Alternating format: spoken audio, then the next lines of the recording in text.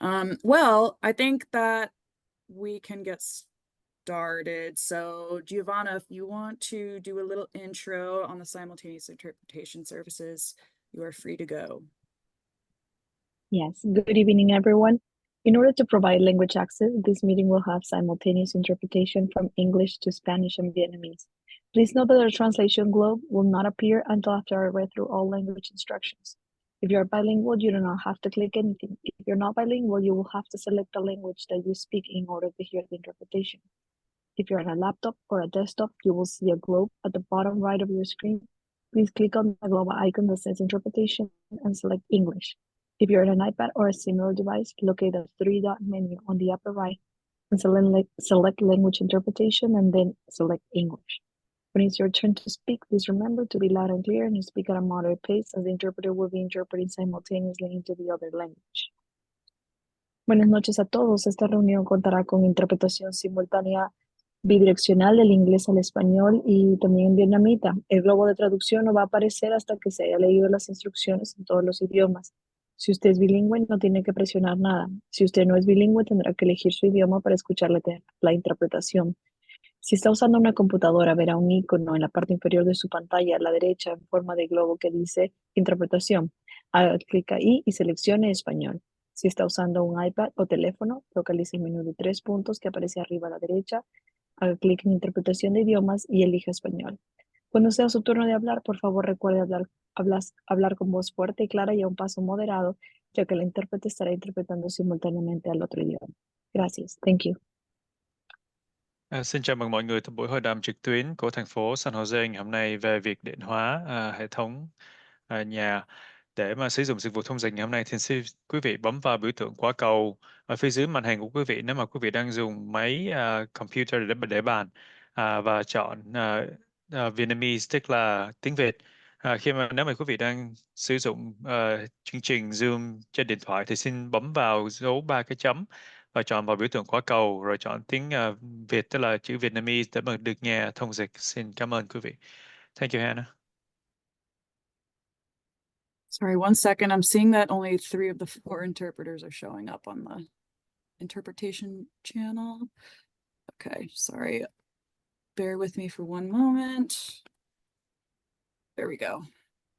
Okay, I'm going to start the interpretation services.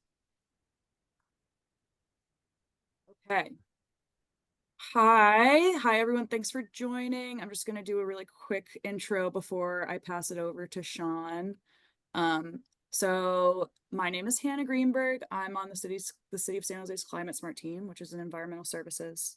And this is the final webinar in our 2024 most recent series of webinars on home electrification, partnered with Redwood Energy, the good people over at Redwood Energy. So thanks for joining tonight. We appreciate it. And we hope that we're able to answer your questions. And so a little bit of background on Climate Smart for those of you that aren't familiar with Climate Smart. It's the City of San Jose's Climate Action Plan. It was passed back in 2018, outlines strategies for the city or for San Jose to address climate change and to create a healthier and more sustainable living environment for residents of San Jose. And a couple of years ago, Council approved the pathway to carbon neutrality by 2030. So just accelerated the goals that are set in Climate Smart, and electrification is a big initiative or a big strategy that'll help us move closer to the goals that are set forth in that plan. So as I mentioned, we've partnered with the electrification experts over at Redwood Energy, and specifically have had Sean Armstrong put on this series of lovely presentations. So Sean will talk a little bit more about himself in just a few moments. But first, a couple of housekeeping rules. So just a reminder that the webinar is being recorded if you didn't see the disclaimer at the beginning. And so this is also a Zoom webinar. It functions a little differently than a meeting. As you may have noticed, there's no chat function. However, there is a Q&A function where you can type in questions, and we'll work on answering your questions, either writing them out, but for the most part, probably we'll ping Sean and then he can answer them out loud. You can also raise your hand virtually, and we can call on you, unmute you so that you can have a dialogue with us or ask your question vocally. And to do both, if you'll see on the bottom pane, there's a raise hand sign and there's a Q&A sign with a little chat bubble and a question mark. And as Sean mentioned at the beginning, questions will be taken throughout the webinar, and we really encourage you to just ask questions whenever you want, and we'll get to them like at the end of the respective slide that we're on. And for those of you that are just joining, simultaneous interpretation services are being offered. They're live right now, so if you prefer to listen in Spanish or Vietnamese, there's an interpretation button. It's like a little globe on the bottom. If you click that, you can choose your audio channel. So thank you for bearing with me. I'll pass it over to Sean now to get started. All right. Thank you so much, Hannah. So welcome, y'all. Welcome tonight. I'm going to give a talk about how you can upgrade your house. You know, that's a positive thing, without upsizing your service, which is the thickness of a copper cable serving your house, your electrical service. So this is retrofitting existing buildings, and we're going to use a 100 amp panel as a threshold, because about 95% of homes in America have a 100 amp panel or larger. And the strategies I'm going to show you also apply to 75 amp panels and 50 amp services, panels. Now, on the left-hand side, I am going to talk kind of quickly, so I want you to know that everything I'm explaining is in a book, and it's for free. It's online. A pocket guide to all electric retrofits. It's at redwoodenergy.net in our publications. So you can read this. There's also a more technical presentation on our calculator. We have an Excel spreadsheet that you can download from our website on how to exactly calculate the amount of power that your house uses. So if you want to download that, if you want to watch an explanation, if you're a little bit more technical, please go right ahead. These are all free resources. Okay. Now, hi, I'm Sean. I'm the managing principal at Redwood Energy. We started this company in 2011 to build, design and build all electric affordable housing. So I started my career, my training in this demonstration house at Humboldt State University, now Cal Poly Humboldt. And it was affiliated with the engineering department, still is. And at the time I was living there, it was off grid. It had a wind turbine, it had a biodiesel generator, and had a bunch of solar panels on the roof and batteries. And I learned how to live off grid. So I spent a few years being a high school science teacher, but it wasn't really my calling. So I went into, I'd studied building science, and I decided that I really wanted to go into affordable housing, and specifically to start doing zero net energy. And so this project on the right, this is the first successful net positive, producing more electricity than it consumes. These are all electric homes for low-income seniors in Fort Bragg, California, on the coast. So I did that for about 6 years, and then in 2011 became a consultant. This project here is my pride and joy. It is 12 stories tall. It has a 9-story tall solar wall on this parking garage here. And the apartments are all passive house, which means highly insulated, all electric. And the solar arrays are offsetting all of the age-restricted senior housing over here for low-income seniors. So feeling pretty good. This is it on the Washington, D.C. Beltway. It's being built right now. Okay, now today we're going to go over a little history of electrification. People used to have 30 amp services, 60 amp services. We're going to talk a little bit about how we arrived at 100 amps. Then we're going to go into the technologies, the strategies, the stuff. And in the lower, just from left to right here, this is a heat pump water heater. This is an induction countertop little cooker. This is what I cook on every night. This is something you plug into an outlet so you can have two other things. It's basically a plug strip, but for 240 volt outlets, the ones that you have on dryers and stoves. And this is a heat pump water heater. Okay. So in the 1920s, there were more than 1 million homes in the United States that ran on batteries and a generator or a wind turbine, or both. More than 1 million, and they were all rural. This is before rural electrification. On the right-hand side, you can see sort of the remains of one of these 1920s era microgrids, which is something that we're developing today as batteries have gotten so inexpensive. So this is microgrids 100 years ago, and these were supporting homes all over the nation, rural houses, because only about 10% of rural houses had electricity from the grid. Then by the 1950s, there were programs to electrify the nation, and then there were utilities all over the nation who were excited about people electrifying more and more things that were being met by coal or by wood or by propane or kerosene or city gas or methane gas. And they hired Ronald Reagan to start advertising, particularly for the clean nuclear power that was being developed in the 1950s for the first time in the world, in California and in Chicago and in New York, in places that had really significant bodies of physicists and scientists to bring these first nuclear power plants online. So Ronald Reagan had this television show promoting electrification starting in 1953, the little jingle, "Live better electrically," and all of the big stars came on it, and they did theater for the nation, and it was a #1 television show on Sunday nights. And that is really how, that's the beginning of his political career. He opened up nuclear power plants all over the country and became sort of like a man of the people, talked to the people. He later became a governor in California, as well as a president. So his effort was successful because in 1962, it was the first time we had a 100 amp panel as the requirement of the code. Before that, from 1947 to 59, it had been 60 amps. And you can find these every once in a while out there still. And you can find them in apartments which have never had a minimum amount. So apartments to this very day might have a 60 amp panel.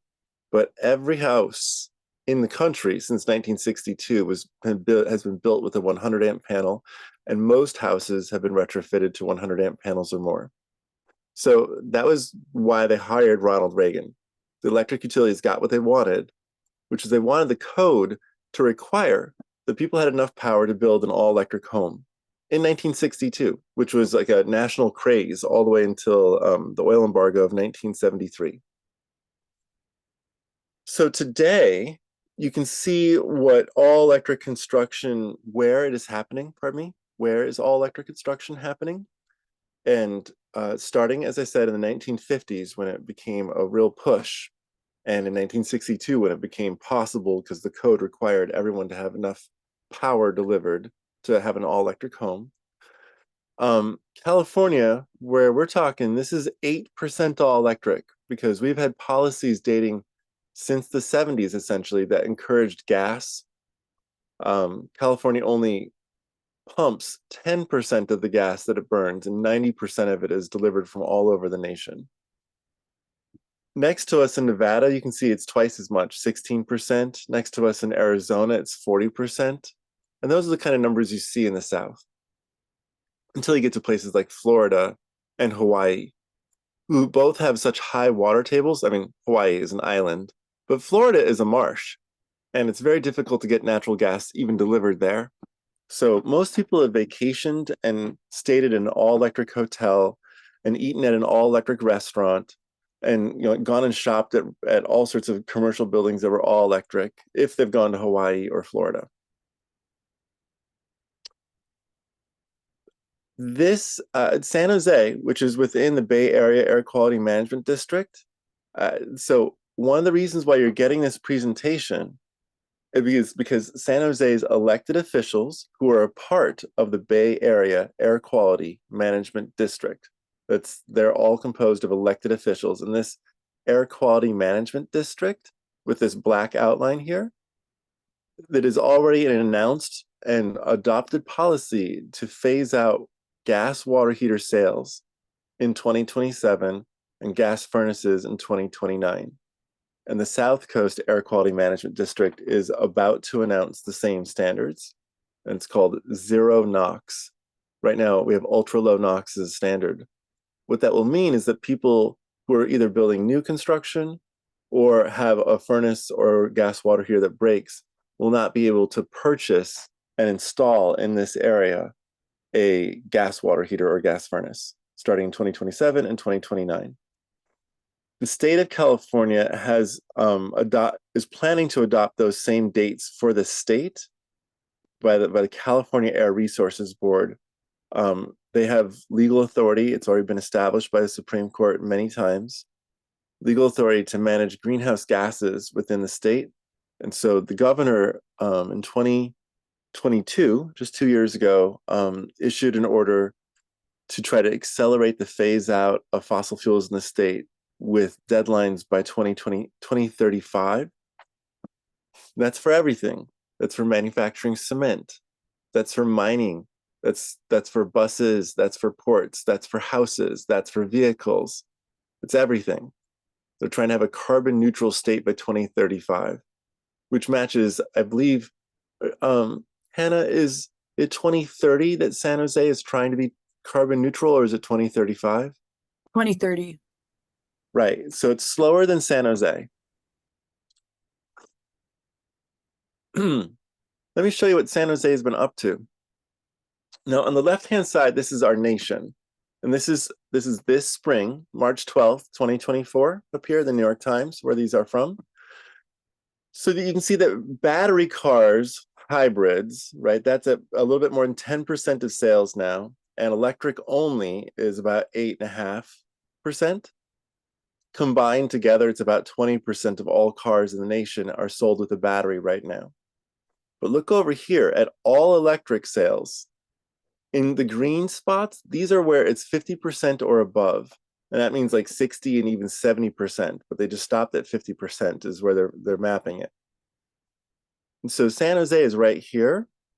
You can see chunks of it are at above 50%, chunks of it at 40 and 30%, and even some places that might be at 10 to 20%, these parts here. But this is essentially a Bay Area phenomenon where on average it's 30 to 40% in the Bay Area, generally. So California is transitioning faster, but San Jose is going faster than California. The Bay Area Air Quality Management District, the EV sales, everything is the fastest in the nation is happening in the San Jose, Silicon Valley area / the Bay Area. So as we start electrifying things, tonight's presentation is like, how do we do this without using more power, too much power, more power than we have access to, more power than we can afford. But how do we do it without using more power is the question for whatever reasons. Well, it's kind of fun to look at what really rich people have pulled off. This is a super duper efficient yacht.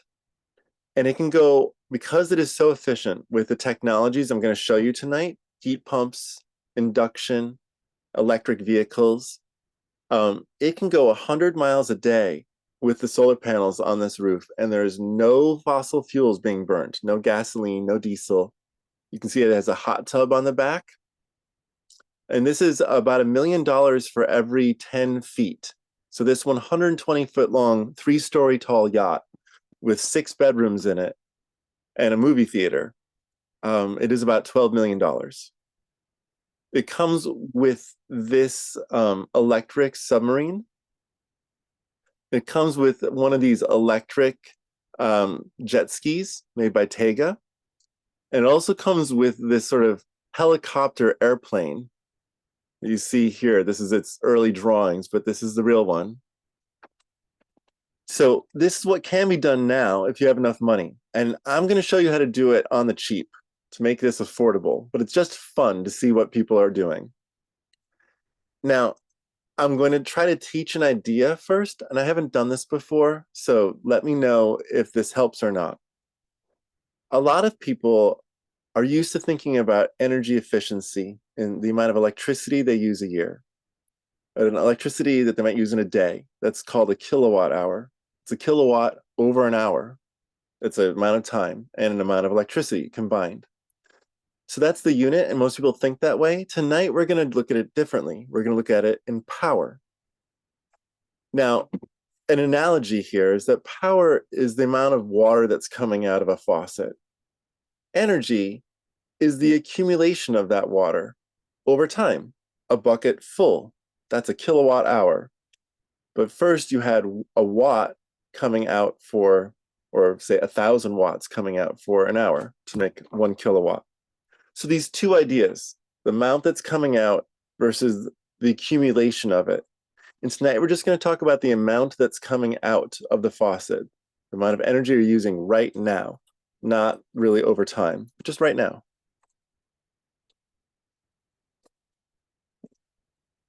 Now, one other thing to think about, because you're going to see this in some of the graphs, so I wanted to give you some background, is that when water is coming out, there's two things that are happening. You can have the amount of water pressure. You've ever had like a shower that was really strong versus really weak, and you said, oh, this house has more water pressure, or this house has less water pressure. That's a thing. How much pressure is pushing on the water? And that's, in electricity, that's volts. That's the pressure. And in water, there is this a skinny little hose like a straw? Or is this a bathtub faucet that's really big? What is the size of the opening, of the size of the hose? How big is it? It's not the pressure, but how big? And that is called amps. Volts and amps are multiplied in the math part of this to add up to power. Okay, so looking at this faucet, how much pressure is coming, pushing the water, and also how big is this faucet? Together, that tells us about the amount of power, the amount of water that's coming out, and when we apply it to electricity, it's the amount of power. Okay, so in the real world, how does this work out? You have this kind of outlet. It's a 120 volt outlet, and you plug in a 15 amp device that uses 120 volt, plugs into this outlet, 15 amps. That is 1,800 watts.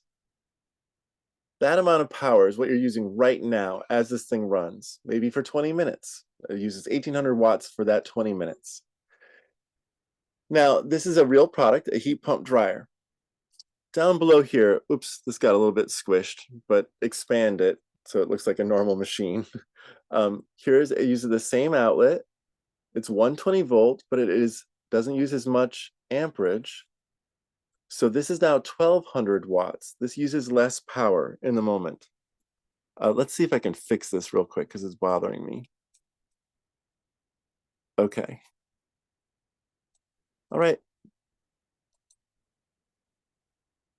This is a different machine, the combination washer dryer.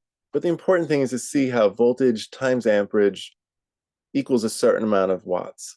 Over here, this is a different kind of plug because this is 240 volts. They put different plugs on them, different outlets, pardon me. This is an outlet. They make the outlets different so you can't accidentally plug a 120 volt appliance into this, which has twice as much voltage, twice as much pressure pushing the electricity. So this is a 960 watt total, 240 volt, 4 amps. And this is a heat pump dryer. So this uses less power in the moment, even though it has a higher voltage, but multiplied by a small amperage, this is the total power. Down here, this is an electric resistance dryer. Most people have one of these. This is also 240 volt, uses the same outlet, but it's 30 amps. And this uses 7,200 watts, which is a lot. So to point out, this is one of the easiest places for people to make a choice about how to reduce the power that's used by their home, which becomes useful if you want to electrify other things, like your gas stove. You could say, oh, I don't have enough power in my home for my gas stove to become an induction stove, but I do if I go from my electric resistance dryer to a heat pump dryer. And I'll just use the same outlet, but I'll just get one that uses 1/7 as much electricity in the moment, as much power. So I'm going to show you examples of how to do this. And I'm going to show this to you in multiple ways. I'm going to show it to you, and I'll show it to you kind of again. And I'm here to answer your questions. So please ask them as we go. So if you're trying to electrify your home, one thing that you could do is to use a combined oven and range, because if you have a second oven on the wall, both of them get measured as an amount of power. And so you'll have, say, one is using 40 amps and the other one is using 40 amps. Combined, that's 80 amps. But if you use a combined oven range, that uses just 40 amps, half as much. The same thing happens with washers and dryers. If you have a washing machine and you have an electric resistance dryer next to it, that together is 30 amps. But, well, 30, I think I showed you here, it is 7,200 watts there, 7,200 watts total. But you have these other options. They could use 960 watts or 1,800 watts or 1,200 watts. These are all options. And the combined one here, combined washer dryer, that you'll see here, this is 1,200 watts. This is what I have in my home. It works great. Most people around the world use combined washer dryers. It allows you to just get the job done. And they make condensing, and they also make heat pump combined washer dryers. So this is one option, is to use a combined machine that therefore reduces the power that would be required if there were two machines. The second one is that you select power efficient versions of the appliance. So here, there's like some heat pump water heaters are 15 amps and some are 30 amps, even though they're both the same voltage, 240 volts. They just use half as much power. Or here on the right-hand side, you can see illustrated that these are the efficiencies of different kinds of heat pumps. And this is low efficiency. And here is some of the highest efficiency. And you can see this is for air conditioning in blue. This is SEER 14, 18, 20, 24, 38. This is for heating. This is HSPF, the heating seasonal performance factor, but it goes 8, 10, 11, 12, 13, 15. So you can choose more efficient heat pumps, and that uses less energy in the moment, less power. The more efficient the heat pump to do the same amount of heating or the same amount of cooling, then the less power it uses.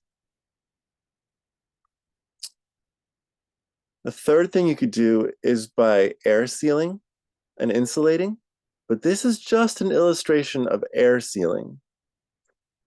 You can show how here, this is at different temperatures. This is -5 Fahrenheit, 0, 10, 20, 30. So at every temperature, there is a different amount of heat needed by the heat pump, that needed to be produced by the heat pump, depending upon how airtight the house is. And that means caulking the windows, caulking around the door cracks, putting caulk or foam around the outlets, different ways to prevent air from coming in. So see how different the black from the orange is? Both here, look at 30 degrees Fahrenheit. So what this means on the right-hand side is that the amperage that's required drops from, say, 14 down to 9. That's a lot. That's, drops by 1/3. So that's just from using caulk. Just that. So this is the third strategy, is caulk around your house. Add insulation too, but just using some caulk and some foam here and there, which is very cheap and easy. Just did it myself yesterday. Oh, 1 second. Hey, Firelight. Firelight. Your mom's calling you. Apologies. Okay, so strategy number 4. Now this gets a little bit more technical. So there are devices This is the dryer buddy. This is the same thing, but in different brand, EV Duty. This is Neocharge. And so what they can do is plug in an EV into one of the two outlets. Look at this one, it's easy to see. These orange cords, one's going into an outlet on this side, and the other one has an outlet on that side. This one is going to the water heater. This one is going to a stove. And if the water heater and the stove are running at the same time, stoves only run about 20 to 40 minutes a day, but if it's running at the same time, and people are cooking a lot, and the water heater is using a lot, then one of them will be turned off. The water heater will be turned off for 5 or 10 minutes. The same thing can happen with your car, where you say, oh, my car is using the same outlet as my dryer. And these devices, like the dryer buddy, they'll turn off the car charger so you can finish drying your laundry. And then 40 minutes later, your car charger comes back on. So you can do this with your car, other major appliances like the water heater or your stove. And this is the same idea that you can use EV charger pausing circuits. This just turns off the EV charger as a circuit. It doesn't necessarily share a circuit with anything else. It just measures that the whole panel needs the EV charger to turn off. So similar, but not quite the same. This shares between two devices, and this one just pauses the EV. Is there a question? Yeah. So someone asked if I need to add a 240 volt NEMA plug inside the house or garage, what kind of permit do I need? I can't seem to find it in City of San Jose website. Well, I think you're adding a circuit with a plug at the end of it, or a circuit with an outlet at the end of it. And that's just kind of a standard electrical circuit. That I don't think there's anything special that you need for what you're plugging into it. I mean, I grant EV charger, but basically you're putting in a standard outlet that a dryer might use or a stove might use. They're all 240 volt outlets. So you need a 240 volt outlet and circuit permit. Hannah, do you want to add to that? I don't believe you need a permit.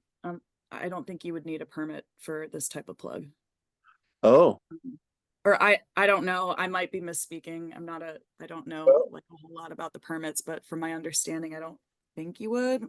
I can look it up or try to do some digging, but I think you do need a permit for EV chargers. Okay. Well, the thing is that about 90% of work done in the state is not done with permits. It is done by plumbers, electricians, and such. They are contractors who are licensed and such, but most people's home retrofits, about 90%, don't get building permits. That's just true. And especially if you're doing it yourself. Almost nobody gets a permit if you're wiring it yourself. However, having a building official come and inspect what you're doing is a good idea for safety. It's a good idea for the value of your property. Then if you have a building permit attached to various work, when you sell the house eventually, you can demonstrate that everything was done with building permits. So there's value to it. But David, I'll contact someone that's in the planning department on our team, and when in the follow-up email I can provide an answer. If you want to touch base, we can talk about it over email. So this next one, number 6, because people put in EV chargers that are way more powerful than they need, it ends up driving people to go from 100 amp service to a 200 amp service. So what that means is that assuming 240 volts, which is a level 2 charger, the fast charger. Okay, so assuming 240 volts, more pressure, pushing electricity in, people need a 20 amp or 30 amp outlet. That's what people need, rather than 50 amps. This is so fast. So a 20 amp outlet can deliver 100 miles of charge, at least overnight. That's a very long drive. People rarely go 100 miles, and it can do that in just one night. So bigger car batteries, they don't require bigger circuits. They just give you flexibility about when you charge. You don't, just because you have a bigger battery in your car, you can still charge it with a slower charger because you're not driving more. It's just a bigger battery, and then you can decide, oh, I'm going to charge it tonight. I charge my car once a week. That's all I need. And I do it on Friday nights. So I'm ready to drive around on the weekend. And so I've got it sized. It's straightforward. So just so you know, you don't need a big EV charger. Now, this is what, on the left-hand side, this is a drawing, like a cartoon drawing of a circuit breaker panel. And what I want to show you is how there's blue and green. You can see that? The blue are things that you can't control. The National Electrical Code requires that you have a certain number of light plug circuits. The code requires that you have a certain number of kitchen outlets, and what their amperage is. So these things in blue don't change. In green, you can make choices. You can say, I'd like a more efficient blower for my furnace if you have a ducted system. I'd just like it to be more efficient. Or I'd like it to be wired directly to my heat pump. These are two different options. I'm just explaining these things. And in green over here, these are lowered amounts of device amperage at 240 volt. So we made these choices. This is a 240 volt 20 amp EV charger, which is 19 miles an hour of charging. If you think about it that way. So in 5 hours, you'd have 100 hours. 100 miles in 5 hours. And in 10 hours, you'd have 200 miles of charging. So this is, if we have like a 10-hour charge overnight, 200 miles with this. Here's your solar array, sized at it's about 4 kilowatts of solar. That makes a difference. If you go past 4 kilowatts, you need to have a 200 amp service. So 16 amps of solar at 240 volts, which together combines equals about 4 kilowatts. That is what you can do easily on a 100 amp panel. There are tricks to go around that I'll show you. But still, that's a lot of solar. Here's your heat pump dryer. Here is just a standard stove. And then here's your water heater. And this is what a 2,000 square foot house can easily do on 100 amps. Now, what about a 3,000 square foot house? Yes, I would do different things. I have here one of those shared outlet devices, circuit splitter, they're called. And so here I've got a standard resistance dryer and a standard high power heat pump water heater. They're both using the same outlet. And I have the same thing here for the range and an EV charger, because people don't cook that much. Even households that cook a lot usually cook at most about 45 minutes a day. I have a lot of studies on this. So these are two ways in which you can just get standard products, and just as long as you're using that circuit splitter. Over here, this is using a ductless mini split heat pump.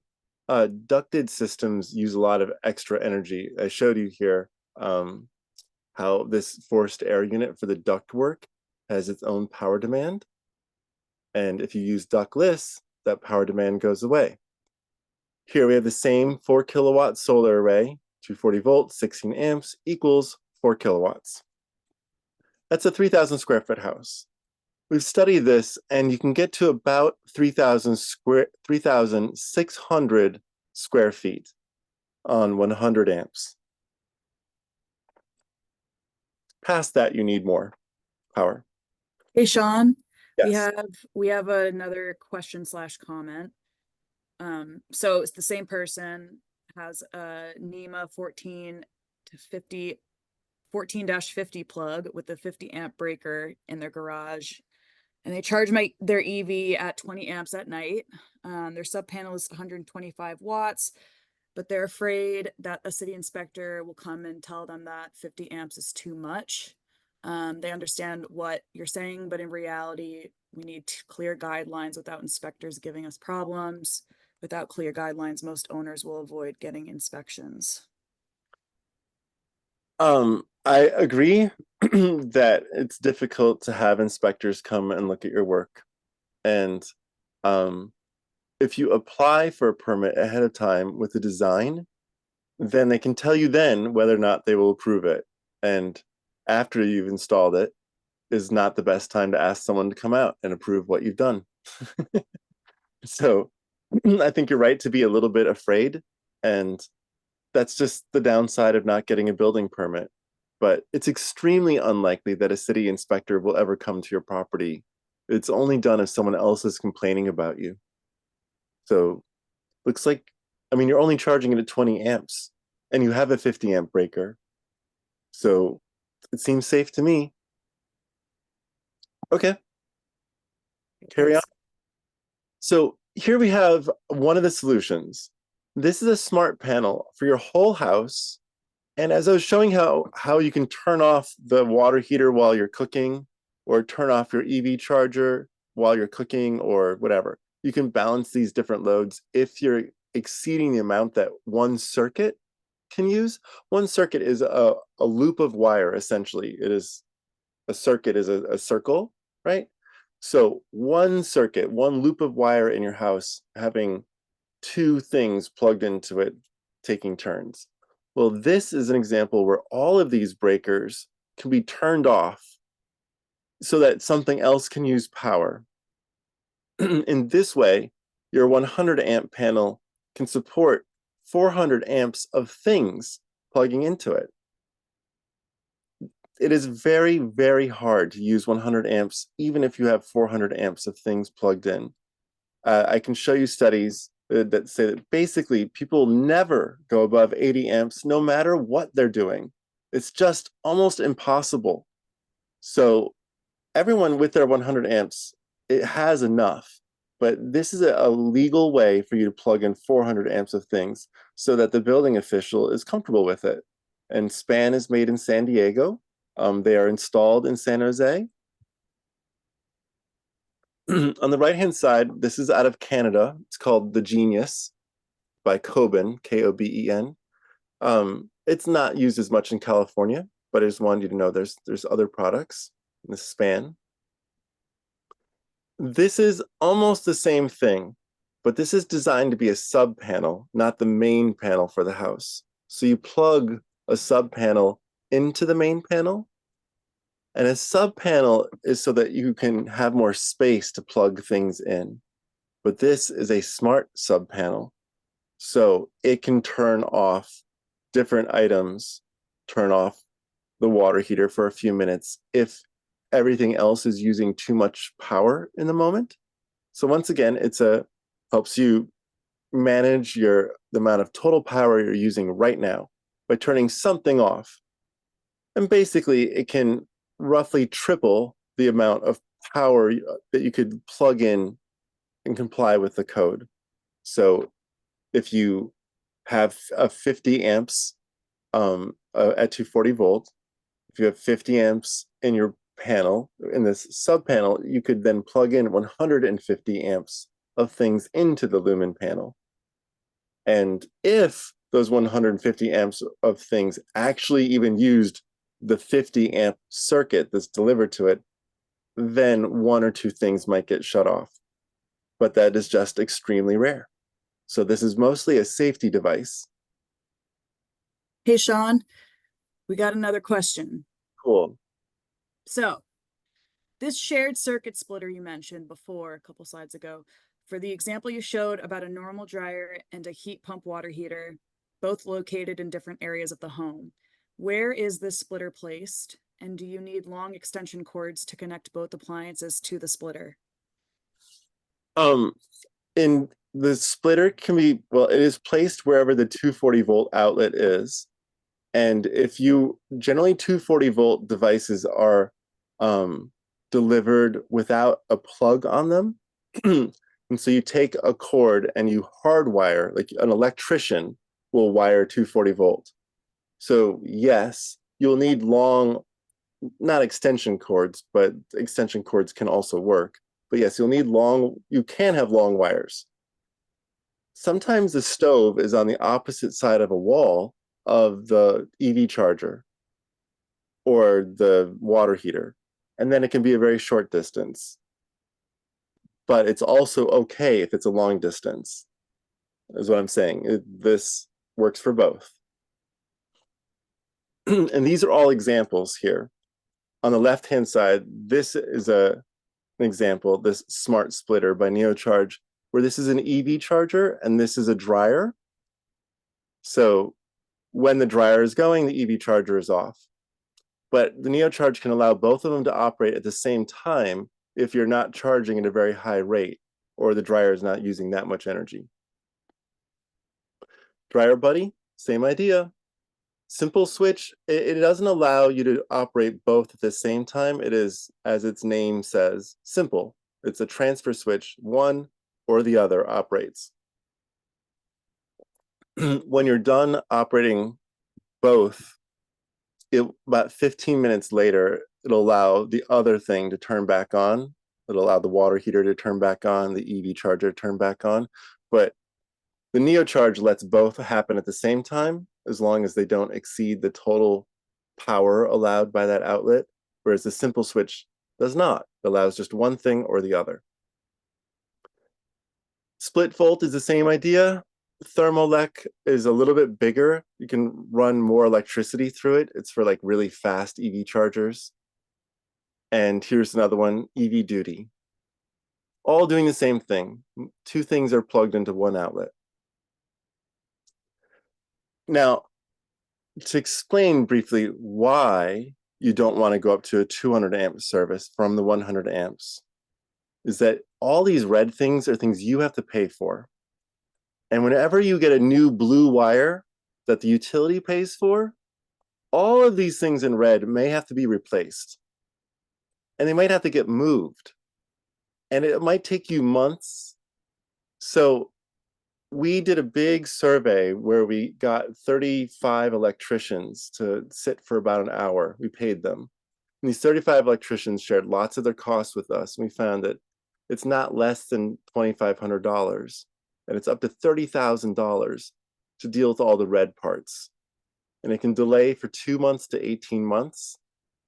And we found that unexpected costs and delays happen more than half the time. So very likely you are going to have something that surprises you with how much time and money that it takes. So the point of this presentation is to help you avoid having to replace the blues or the reds on this. Now, to illustrate how you do not need to replace the blues or the reds, this shows how this, on the bottom, this is amps. This is 80 amps, and you have 100 amps delivered to your house. And these are homes in Sacramento. The blue homes are not all electric. They're gas and electric homes. And they're peaking, this is thousands of homes, 70,000 homes are at this average spot right here. And they're peaking at about 23 amps. And the all-electric homes, which are not very efficient, they're older homes, they're peaking higher, like at 32 amps. But neither of them are peaking at 100 amps, ever, not even peaking above 80 amps. So we can see that gas homes and all-electric homes, all of them can fit on 100 amps. And I'll say it again, and it's expensive to not do that. So when we interview those electricians, these are all the reasons why they said you needed a service upgrade that I'm saying you don't need, because I'm showing you some of these options of how to avoid it. So I showed you the EV charger way to avoid it. I've mentioned the 4 kilowatts of solar threshold, but I'll show that again. And I've mentioned that I showed the HVAC system, like ducted versus ductless, or more efficient versus less efficient. The age of the house, sometimes you have to run new wires, fair enough, for things to be safe. But your pool, the load calculations is something I was just showing you how to add up power. But anyway, age of the home and load calculations are similar things. Maybe you have to upgrade a service just because the house is super old. But even an accessory dwelling unit, an extra house, you don't have to upgrade the service. Right? We've been doing houses like that for people where they convert their garage into a house, but they still don't have to go past 100 amps. So my point is that while electricians were saying this is why they were upgrading people's service, the reds and the blues, almost none of these things have to, if you pay attention to what I'm trying to teach here. So now I'm going to show you stuff, technologies, products, things to try to help illustrate how to do this, to not have to rewire your house or not have to upsize the service. So these are examples of devices that plug into 120 volt outlets, standard outlets. But these are things that frequently are made with 240 volt. And these are 120 volt ones that use standard outlets. So you don't have to run if you want to electrify the water heater, for instance, you don't have to run a 240 volt special wire out to it with a special outlet. You can get a Rheem Proterra or an A.O. Smith Voltex, and they only use 500 watts, not 4,500 watts, and they plug into a 120 volt outlet. So there's a lot of technologies like this. These are just examples. You know, this is the washer dryer I use, and I have this. I have the Rheem Proterra in my house, and I just installed a couple of these Innovas. They also go by the name Efoca. I just installed a few of these, but my clients, my affordable housing development clients, they use hundreds of them all the time, thousands a year. So these are also something you can just plug into a standard outlet. It's a heat pump for heating and cooling your house. It's an air conditioner and a heater. And it can plug into any outlet, but it's very, very efficient. And this is what one of my houses, the house where my kids live and my wife, which is next door, and we're in the process of getting divorced. But both of households where my kids live and where I live next door in a tiny house, we all are using these 2-burner induction ranges and these countertop ovens so that we didn't have to run a 240 volt outlet and we didn't have to upsize our service. So these are all things that I use and recommend, saying, and no one's paying me, by the way. I'm just saying, like, I can personally vouch for it, that you can actually build an entire house, as we just did with a friend, a whole house just with 120 volt outlets and 120 volt appliances. So showing how much power, see, this is a standard dryer, and I'm saying you could use one of those circuit splitters. These are the circuit splitters. You can use one of these to balance this dryer and this EV charger. And this is a level 2 EV charger that is charging at 30 miles an hour. So in 3 hours, approximately, you have 90 miles of charge, very fast. And so you can have a very fast EV charger plugged into the same outlet as your standard electric resistance dryer.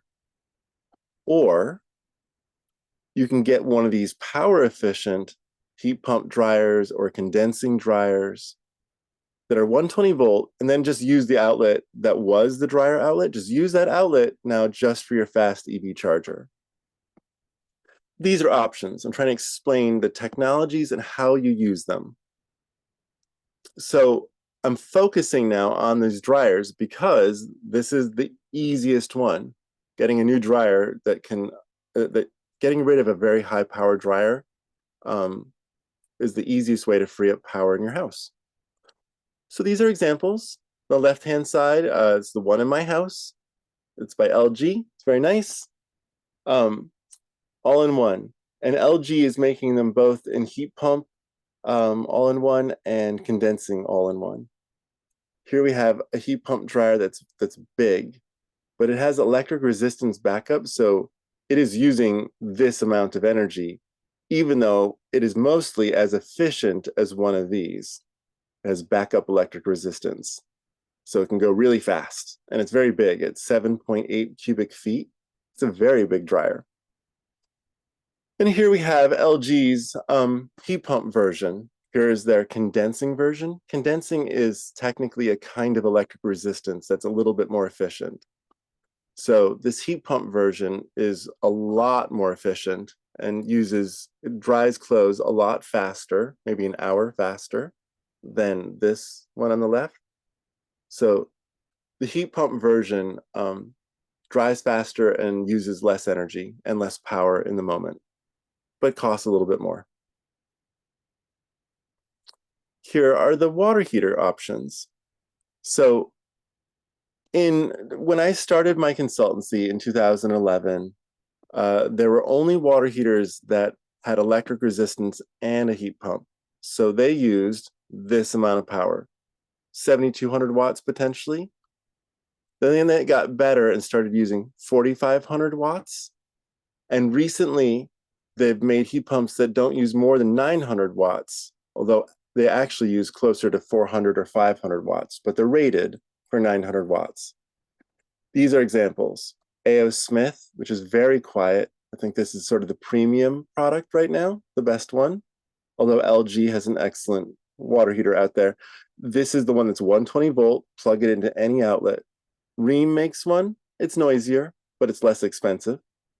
And Sanco, they make a very big one. This is a heat pump. This heat pump produces 4 times as much heat as these smaller heat pumps that are on top of the tanks.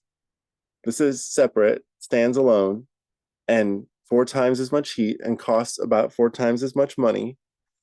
And this is the kind of heater that you have for a gigantic bathtub.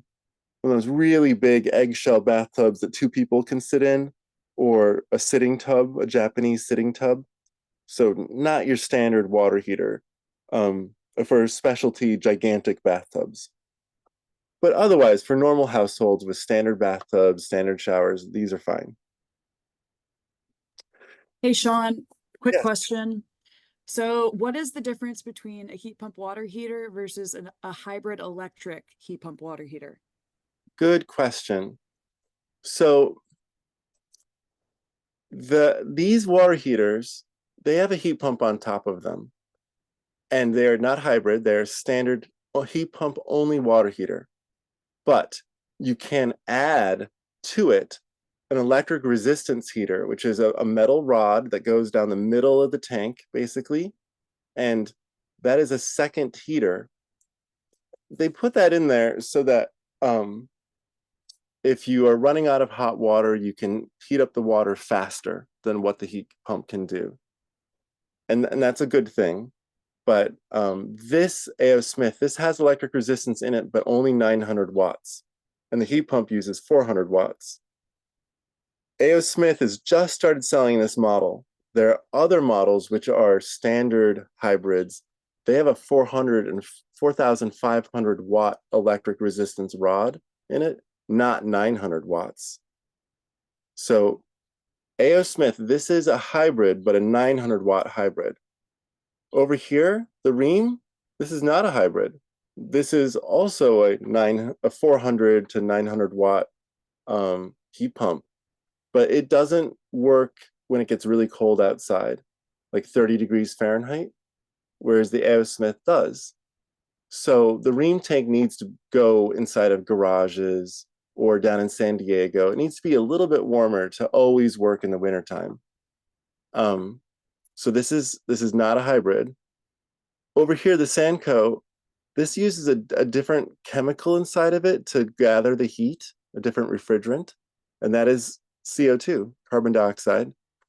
So this works at -40 Fahrenheit. It works at incredibly cold temperatures and never needs to have electric resistance backup because of the refrigerant.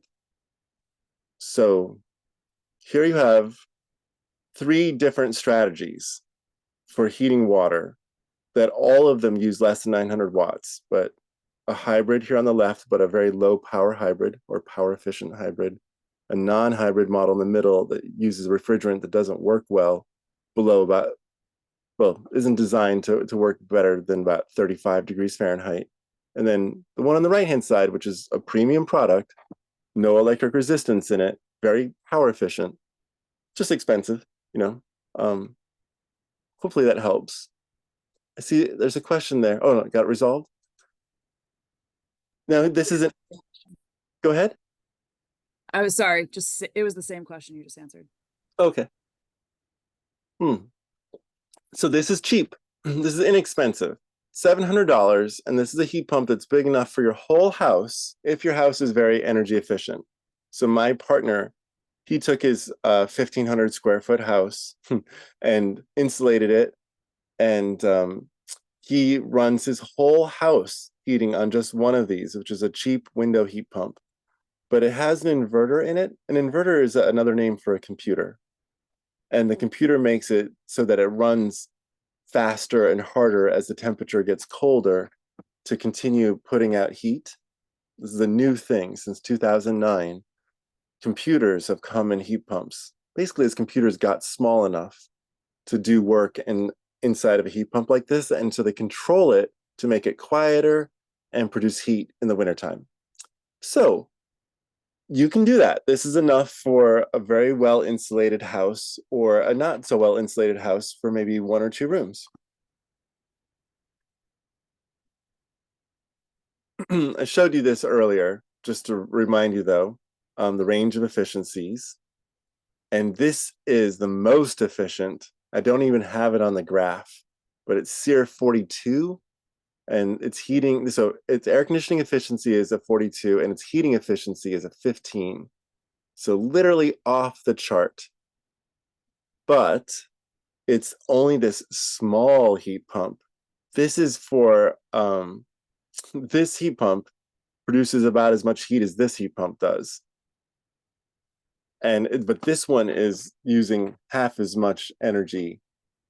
Anyway, this is a highly efficient. It's because it has a big fan. The basic idea is that the bigger the fan and the better the computer, the more heat it can gather. So this has got a very good computer and a very big fan inside of it. And I want to emphasize the importance of this, of trying to get small heat pumps into people's homes, because it can make the difference between life and death. So Maria Talledo Rivera from Portland, during the summer months, Maria's apartment turns into an oven. She can barely breathe. And through the heat response program in Portland, she got a free heat pump and says it cools the whole apartment. Feels very cool. My own mom, I put a heat pump into her house. She didn't know that it had an air conditioner in it, and it rarely gets hot here. But one day it did get hot, and she got very pale and looked like she was going to vomit. And I rushed her inside and sat her down and turned on her air conditioner, which she literally didn't know she had, but the heat pump does air conditioning.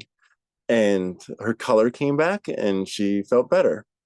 And it's just really important that there's ways that electrifying your home has multiple benefits. Like this. This is a very safe way to let your kid play with fire. This is not fire, this is mist. And this is my child when she was 6 years old. And this mist is not hot. Those are lights that make it look like a fire. But it is so realistic. So at Christmas time, I get this out, and I put it next to a little Christmas tree, and I put presents all around it. And I have the fire burning in amongst the presents because it's just a little tiny bit of mist. You can barely feel it on your hand. And you can get it so that it also has heat that comes out, so it's more like a real fireplace. They make lots of them. The brand that I like is Dimplex Optimist. This is the part of it. Dimplex makes a lot of different electric stoves, electric fireplaces, but the Optimist is the one that looks like fire because it's made of mist. Now I see this question from Anonymous. You ask, I have a ducted central furnace air conditioner. Are you suggesting that I eventually replace that with single zone heat pumps? In your circumstance, I suggest that you put in a heat pump and take out the air conditioner. They will use the same amount of space. They are the same thing. The box will be the same size. They'll look the same. You can get it from the same manufacturer, the same brand. So, and you can leave that furnace in there, although it's very difficult to have that to do both. But basically just replace your air conditioner with a heat pump and you could be done. That's easy for you because you already have an air conditioner. All the electrical wiring is already there. You won't have to change any wiring. Your air conditioner runs on 30 amps at 240 volt, almost certainly. So, but other people who don't already have air conditioners installed, yes, maybe they would find it easier, faster, cheaper to go with room heat pumps. Sometimes, you know, it's better for some people. Point being, like, it's inexpensive. This is relatively quiet. I bought one for Maria, who is one of my staff, and she had just had a baby, and she could nurse next to it without it waking the baby. It's pretty quiet. Anonymous, you ask, does the heat pump replace my central ducted furnace also? Yes. So if you have a gas furnace only, and you want to put in a heat pump, it will have the same size metal box that goes in the same place. You will maybe have to run new electrical wiring. Well, you will have to the outside where you'll have the heat pump condenser sit. And then you can, some models run electricity from that condenser to the fan coil, which is that metal box where the heating and cooling happens. So you might have to run new wiring. You will have to run new wiring if you don't have an air conditioner there now. But the box will be the same size, goes in the same place. The heat pump box versus your gas furnace box. Oh, but here's some more examples. You know, this is the one that I have for my kid, but they make them, like, you know, big and fancy, and you can put brick around them. This is the metal box, but you have a different facade. You make it look like whatever you want. And you're welcome, Anonymous. Here I mentioned this is how my family cooks. This is pretty common in apartments in Europe. It is if you get an apartment, they frequently have countertop plug-in 2-burner induction ranges, or even just, you know, electric resistance, not as good. This is a fancier version. I have one of these so that I can make make caramels and gravies and things at a very specific temperature.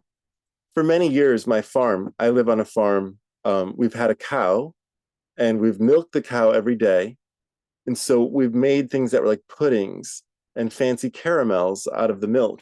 And so it's nice to have a very high-end induction range. This is a couple $100s, but it is, you can set to the exact temperature that you want. Like, you want 140 degrees, it goes to 140 degrees. And other ones can do that too, these less expensive 2-burner ones, but this is just fancier. Here, this is the oven that we use, the Oster Extra Large. Once again, just plugs into any outlet in the kitchen. This is a wok that I have, plugs into any outlet. I have these. These are like slow cookers, and also, you know, pressure cookers, air fryers. All sorts of appliances that just use any outlet in your kitchen. And you can get rid of your gas stove today if you're willing to use these countertop options. And you have to have, with induction, you have to have pans that can accept the magnet. So stainless steel, cast iron, and most new pans have a piece of metal in it that works with induction. Some older pans, like aluminum pans or glass pots, they don't work with induction, but that's not very common. These are just examples. We tested this, and we found that if you want to be very, very efficient when cooking, crock pots and these fast cookers, they have insulation, and it reduces the amount of energy that you need by 2/3. If you cook on electric induction, this uses 1/3 electricity less than if you cook on electric resistance. So also very efficient, but the most efficient is these insulated cookers. And this is an uncommon insulated pot. And it doesn't work with induction, but it does work with electric resistance. So you can cook food in insulated pot on a stove. So this is for the real hardcore people, not everybody. Most people want to use this. They want to get rid of their gas stove, 30-inch gas stove, and so they want to buy a nicer stove. I was just helping my best friend today buy a stove, and they right now cost between $900 for an induction stove. Samsung has a nice sale, and I love Samsung's brand. Got one for my grandma. So they're on sale right now today for $900, a nice induction stove. But KitchenAid, if you want a fancy one, the Big Chill, this is more like $5,000 for it to look antique like this with all these fancy knobs and such. It's brand new, but it looks old. Charles, you ask, is there any incentive to charge at midnight, or is there any electric company that provides a discount if we charge from 1 a.m. to 7 a.m.? Yes, some utilities charge much lower rates at night, and that would be PG&E. You can get on a time of use rate that has lower costs at night, and San Jose works with PG&E to offer those kinds of rates. San Jose has its own utility, community utility. And Anonymous, you ask, how many of these countertop 120-volt induction cooking units can I plug into a single wall outlet in the kitchen? Good question. Well, this is designed for one circuit. It can use up to 1,800 watts. However, you could have two of these plugged into one circuit, one outlet, set of outlets, and be cooking on 4 dishes at once, and probably it would still be safe. But if you were cooking on that circuit, and you plugged in an instant teapot into that same circuit or a toaster, both of those use a lot of instantaneous power, it would probably trip the circuit. So generally, the idea is you have one of these per circuit, and then you can plug other things like your blenders and your toasters and such into it. I also have my oven and my 2-burner induction range using the same circuit, the same outlets, and that has never tripped the circuit. This uses 900 watts and it turns on and off. And this, generally people are cooking on 600 watts. And so 2 of these at 600 watts, which is frying like a hot fry, that's only 1,200 watts. And this is using 900 watts. So that's a total of 2,100 watts when they're both operating. And your circuit can handle 2,400 watts in a kitchen. So this 2-burner induction range, cooking food, and the oven going at the same time, I've never had it trip our circuit. It seems to be just fine. And I'm cooking for 3 children, as well as myself, and my ex-spouse back when I was cooking for her. So cooking for 5.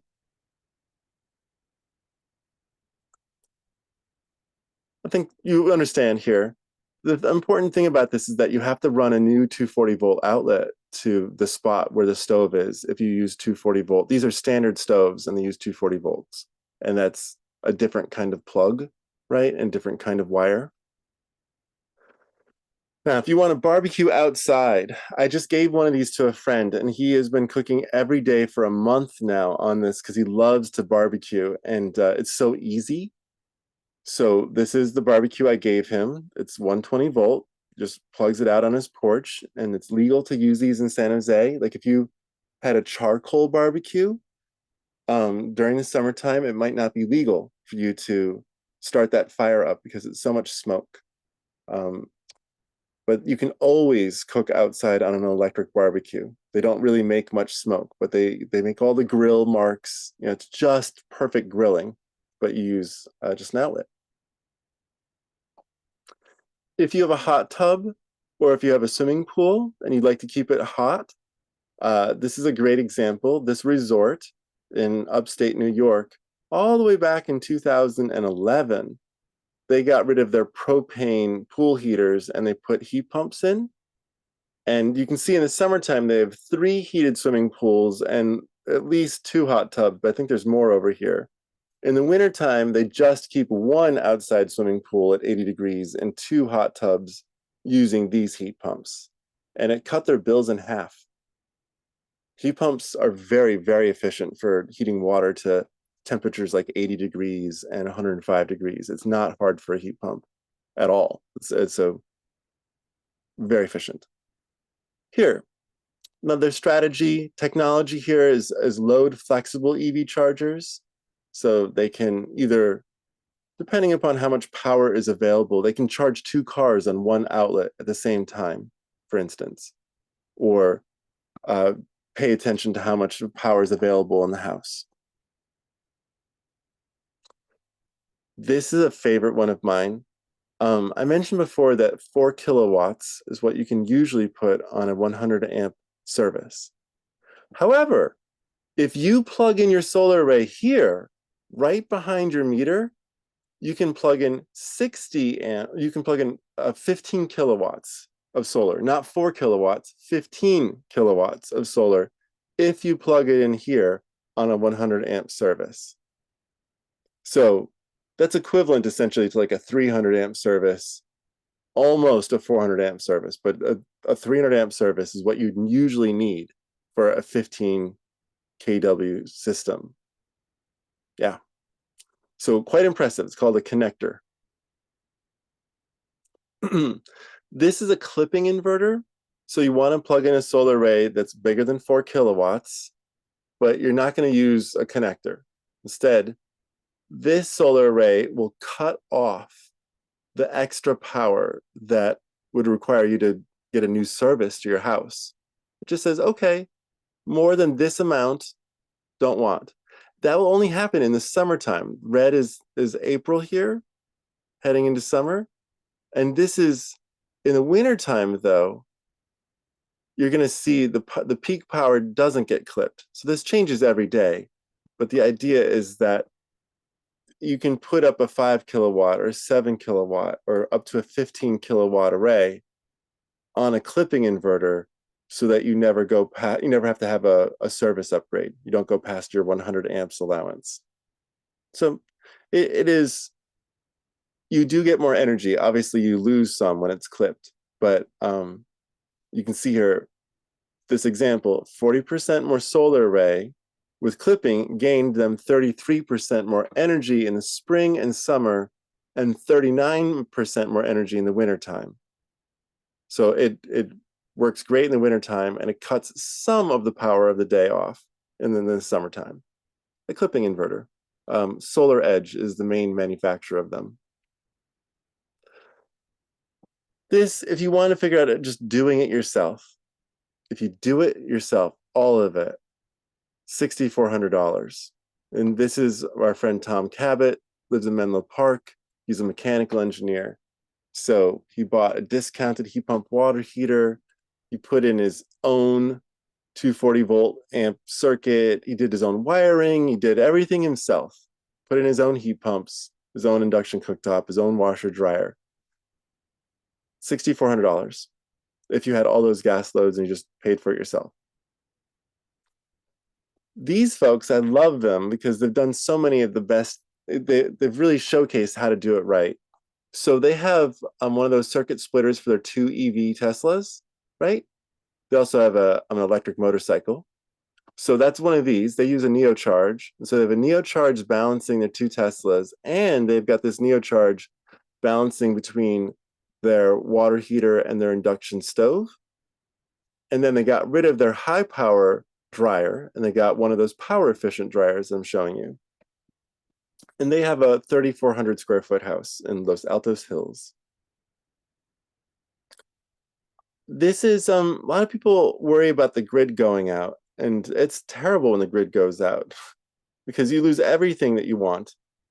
And so this is how you can survive forever if you get this amount of solar panels. So the Goal Zero Ranger 300, it's $800. It's a 300 watt system. Okay, this battery, it's a 1.5 kWh or 1,500 watt hours.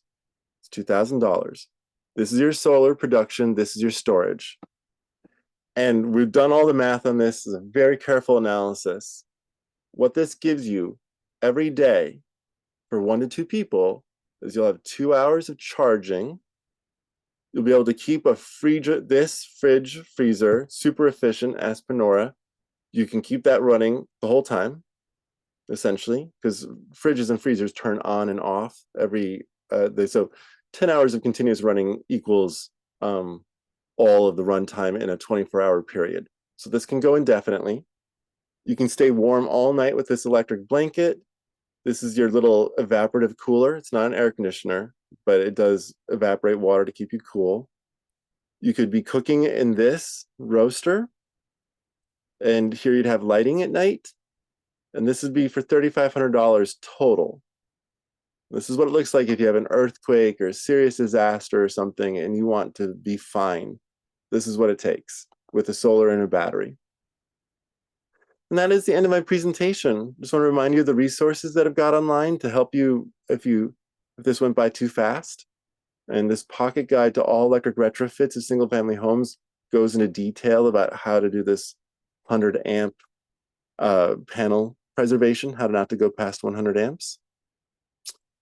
And there's also your city, San Jose. They have resources at San Jose Energy Electric Homes, Climate Smart San Jose.org, switcheson.org, which is if you want to hire somebody, switcheson.org has contractors who know how to electrify homes. That's why they're on the registry. They've already done it. People have said, good job. So if you're trying to find a contractor, switcheson.org has thousands, about 1,600 contractors on it in California. I see a question here. Anonymous, you say, it seems a bit troublesome to be suggesting that do-it-yourselfers, unless they're very experienced, should be doing any sort of significant electrical work, which I think you just did. Well, my grandpa built 2 houses. He had a college degree, right? But he grew up on an Indian reservation. So, it comes from real poverty, like literally on the railroad tracks. And I would say that it's fair and legal. Everyone who owns a house is allowed to do all of the work on their own house, no matter what it is. That is the nature of owning a house. So, good or bad, that is the law. That people get to do their own wiring, their own plumbing, their own everything on their own house, and they can bring over friends to help them. That's the law. Now, is it safe or dangerous? Well, gas is way more dangerous than electricity. So the fact that people have been allowed to and are allowed to run gas, which is an explosive chemical, and any tiny leak can potentially blow up the entire house, versus electricity, which is not as dangerous. It is not explosive. So I agree with you. People should hire contractors. People should do the safest job they can. And I also just have to point out that some people can do it themselves, and some people don't have enough money to have the option, and it is legal for them to do it themselves, and always has been. And yeah. Hopefully that splits the difference for you. I realize you want to encourage people to go get building permits. Absolutely. I also am living in this world where 90% of people don't. So, and I have gotten building permits. That used to be my job. So I'm not part of that 90%. But I know that is how people live.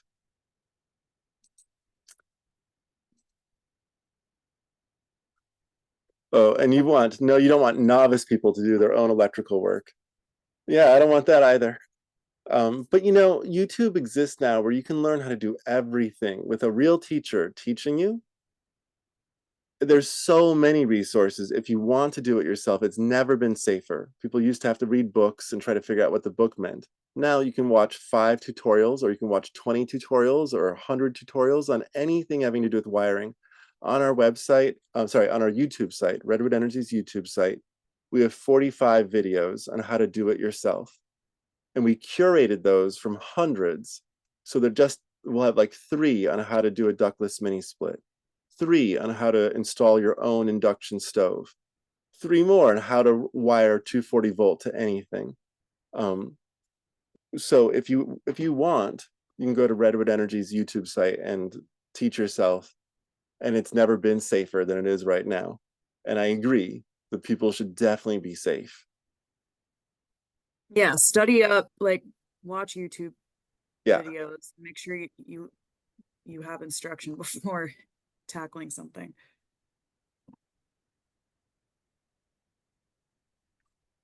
And David, I'm glad you appreciate the information. You're going to set it to change to hybrid heat pump water here in the future. You go. Please do it. If you have a solar array, it is by far the cheapest way to get your energy. If you don't have a solar array, it's about cost equal. Might even cost a few more dollars a month to have a heat pump in California. It's only because PG&E and San Diego Gas and Electric and such, they have the highest rates in the nation. So California, if you didn't know, we have the first or second most expensive electricity, and we have the third most expensive gas in the country. So they get you either way you're going.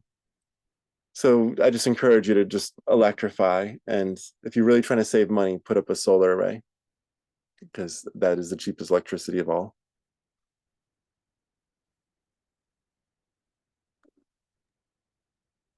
Hi, David. Yeah, I see your suggestion. I think that would be really interesting, and it's something that my team can look into for our whatever future webinars we do. I can't guarantee we can actually get someone to come on, but I think it could be very interesting and it's a good idea. So I'm gonna write it down and see what we can do. That would be so fun if we actually had a city building official, a city inspector here to talk about some of these things. I would want to meet with that person ahead of time. Yeah. Well, we can talk. They, We'll talk. they can help answer questions. Yeah, that'd be great. Yeah. Good idea. Well, if there aren't any other questions, it's been a total pleasure. I appreciate all your interest coming out on a Tuesday night. And, if you have, but I'm here for you. If you do have any other questions about how to electrify, I'm just going to go backwards in case anything triggers you, anything you had a question on that went by a little too fast. And I guess the major points I'm making is that it doesn't matter what your budget is, doesn't matter your skill set. You can electrify. Many of these things are plug-in devices into all your existing outlets and your existing wiring. You've seen me really emphasize that these do-it-yourself products don't require new wiring. This one requires you have to plumb. That's true. But they come here, like this is a 120 volt outlet plug. It plugs into any outlet near this thing. Here's your dryers, just emphasizing the options for how to use the power that you have.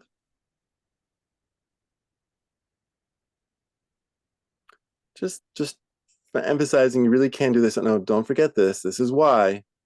This is why you came here to learn this, is because this is so expensive and time intensive and will make you really sad because they'll always, changing things on you. You have to build it this way now. Oh, it's going to take 3 more months. You'll be unhappy. That's what everyone said. The process made them unhappy. So smart panels, all these things can avoid service upgrades. There's so many different ways of avoiding a service upgrade. And that is the point here, is that there's an organization called Rewiring America that some years ago, before we all started investing time and thought into how to avoid rewiring, they named their organization.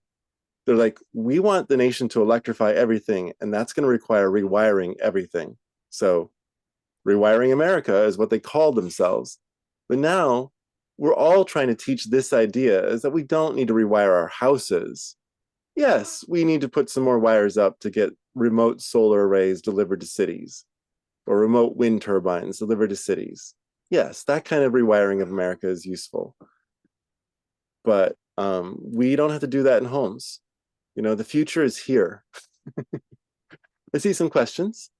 And Anonymous, you say that you've attended several of my sessions and you learned something each time. Aw, I'm glad I'm keeping it current for you. And David, you say, I did some calculation. 4 kilowatts of solar and 10 kilowatt hours of battery would offset 90 to 10 to 100% of usage. The heat pump water heater would be very good and offset gas usage. And yes, that is exactly right. 4 kilowatts of solar can offset over a year 100% of your usage. And if you add a battery, you can go off you can go off grid roughly 90% of the year. You're absolutely right. That two balance, those two, your numbers there, 4 kilowatt hours of solar, 10 kilowatt hours of battery. We are doing an apartment complex where each apartment has 9 kilowatts, not kilowatt hours, 9 kilowatts of solar and 13 kilowatt hours of battery storage. And so 9 kW of solar. And that is allowing these people to be off grid 95 to 100% of the year.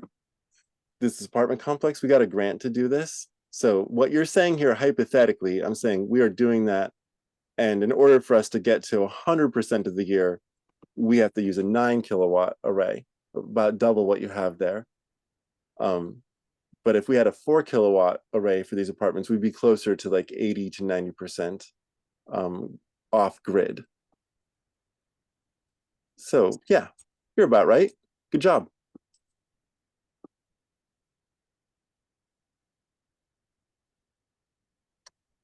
It's reminding where you live. You are living in the hotbed of electrification, both from a policy perspective and from how people are purchasing things. Yeah. Within a kind of a desert, California itself has not done a great job until recently. I love this, by the way. I just recently learned this about the million plus microgrids, all these rural houses that didn't have electricity. They set up more than 1 million. I mean, this was a thing in the 1920s. Yeah. Oh. Oh God. Yeah, we just to respond to David, we did a lot of outreach. It doesn't reach people all the time. And next door, we've learned that it's not always the most like favorable tactic for us because of the commentary, but it's good to hear that you learned about this or you saw a post on Nextdoor at least. So those are at least getting views, but I'd be happy to do a lowering your utility bills session.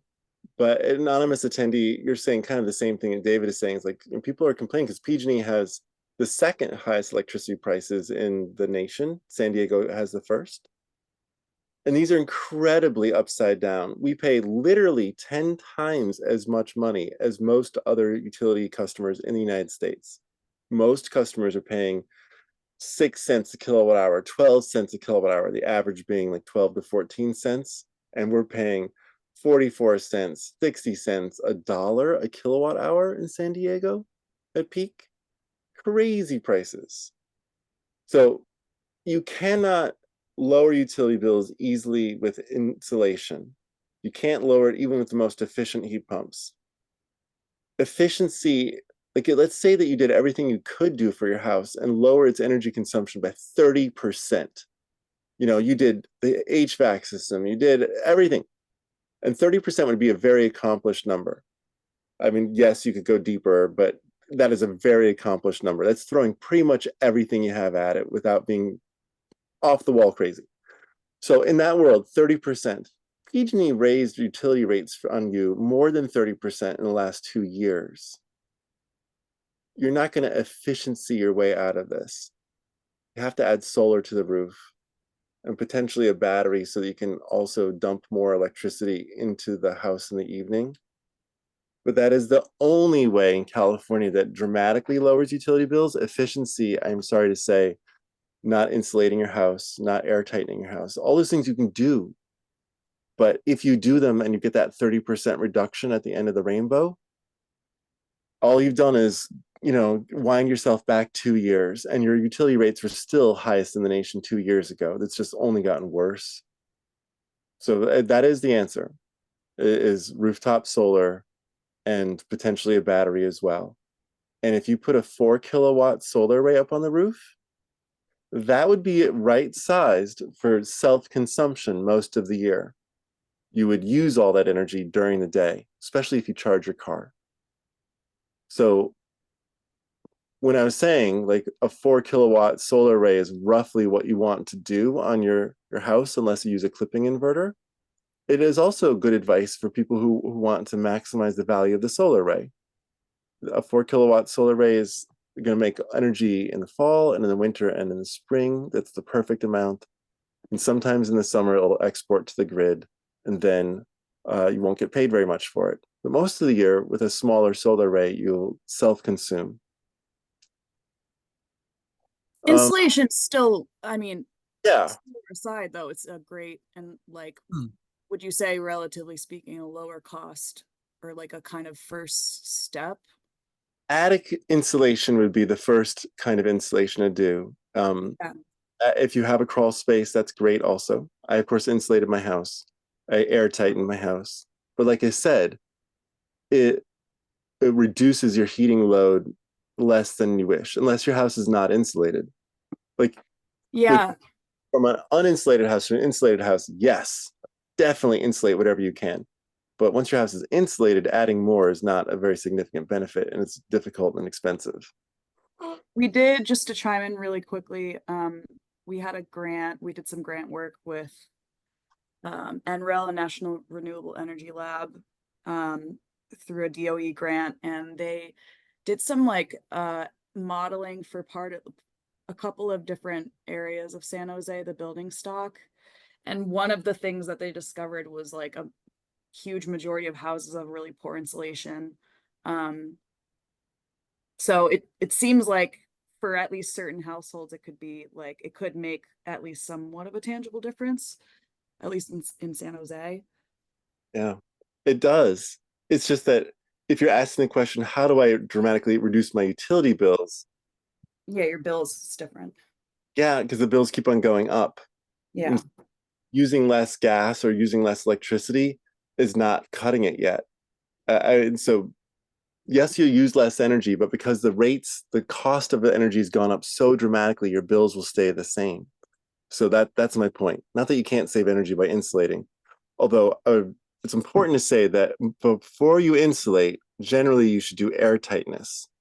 I try to show that here. This is cheap. You can do $500 of air tightness and accomplish what you're seeing here, and you'd spend maybe $10,000, like 20 times as much, to do that same amount of heat reduction load if you insulated. Air tightness, if the building is at all insulated, air tightness is the winner. That's the cheap and easy way to make a big difference. Even in uninsulated houses, it's the first easiest thing to do is air tightening. Yeah, and just to put it out there, Anonymous, my house when I bought it had no insulation at all. And I insulated the floor with spray foam. I insulated the north wall with drill and fill spray foam, which is, you have to be careful on an older house because it did pop off some of the old growth redwood siding, so careful. And then there's some cellulose up in my attic, but the south walls of my house are completely uninsulated and are probably going to stay that way because it actually lets in a lot of heat in the wintertime when the sun comes out. I've studied all this to death, just so you know. So I've set it up so I have an optimized passive solar house, more or less. And it's very tight. And I'm okay with leaving some of it uninsulated.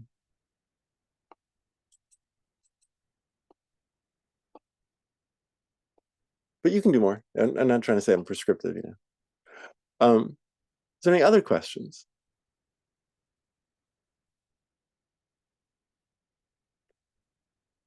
Well, okay. You guys are all charming. It was a pleasure. Thanks very much. I'm going to say goodnight and go get some dinner.